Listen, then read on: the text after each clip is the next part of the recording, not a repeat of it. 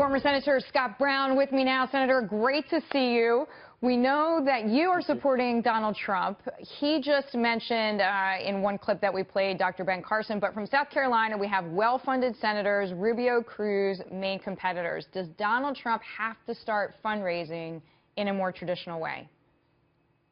Well, he said he's going to self-fund. I think that's what makes him quite different than the others, that he's not reliant on anybody. And that's one of the reasons, quite frankly, I'm supporting him, because I want somebody to go down there who owes nobody anything, who can go down there and kind of knock heads and take numbers and shake it up, because right now the way that they're doing business, it just doesn't work. They don't talk to each other. They don't get the people's business done. They've kind of lost their focus. So I'm hopeful that he'll continue to do what he's been doing. He doesn't need to spend as much money because he's more of a populist, and the energy that's driving his results are basically making it so he doesn't have to spend as much as traditionally there would be a need to spend. So, Senator, we saw Donald Trump's impressive results in South Carolina, and as we saw a very closely contested second place between Senators Cruz and Rubio. We have been talking about this video that is creating all kinds of changes. Here is Senator Rubio's response to the so-called Bible video.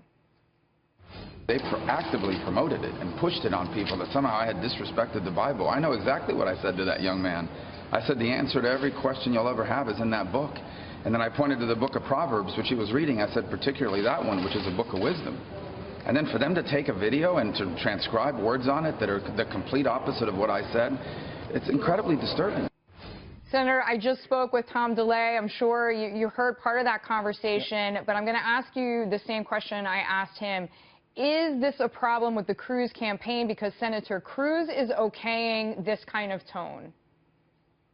Well, obviously, the candidate is responsible for everything that comes out of the campaign. That being said, you can't do everything, so he relies on his subordinates. And having his press person who is in charge of that type of thing, it's almost like they were a little too loosey-goosey with these things. That's why you have, whenever you go into an event, you have your own videographer videotaping these things, so you can immediately say, hey, by the way, that's not what I said. Here's what I said. And that is probably what happened with Marco. I think it's appropriate for him to step down. And that being said, if you see what happened after Iowa, when he should have come out gangbusters on a roll, he was answering questions about Ben Carson, about the mailers, and then South Carolina about the phone calls. So his whole messaging has basically got muddled in the fact that he's been called a liar and his integrity has been challenged. And it's a real problem moving forward.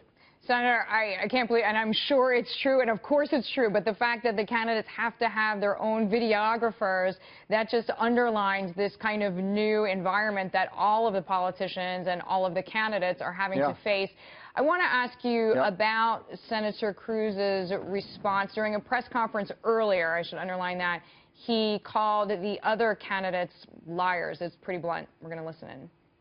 I think it has been an unfortunate dynamic in this race that my two leading competitors, Donald Trump and Marco Rubio, don't want to defend their records. And whenever anyone brings up their record, they both follow the same pattern. They scream, liar, liar, liar, rather than discuss substance. So as a Donald Trump supporter, Senator, does Trump need to respond to that, or is he so far ahead he just needs to keep talking about what he's been talking about because clearly it's working?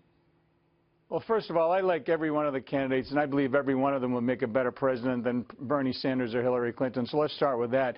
That being said, you know, Ted's in a very interesting situation because of what happened with Dr. Carson and because of what happened with the mailers and the phone calls in South Carolina. So he's having to kind of claw his way back to credibility and trustworthiness with people. No, you don't respond to every little thing. Bottom line is, you know, Marco and Donald and Ted, they're going to run their own campaigns. It is a blood sport. If you don't like it, get out. That being said, I think it's been kind of mild up to this point in terms of the mudslinging and the like compared to elections that I and others have gone through. Yeah, absolutely. Compared to past elections, you look at John McCain, what happened with him and his trials and tribulations, obviously, when he was running in the last couple of times. Yeah, I think it's been pretty mild, but my suggestion, not only to Donald, but to every other candidate, is to start focusing on what's happening in the general election, because everything that our candidates say is going to be used in some type of commercial, some type of, social media effort to discredit them against either Hillary or Bernie Sanders. That's another great point, Senator. That is another great point and very true. Senator Scott Brown, thank you so much. Glad to have you here. Thank you.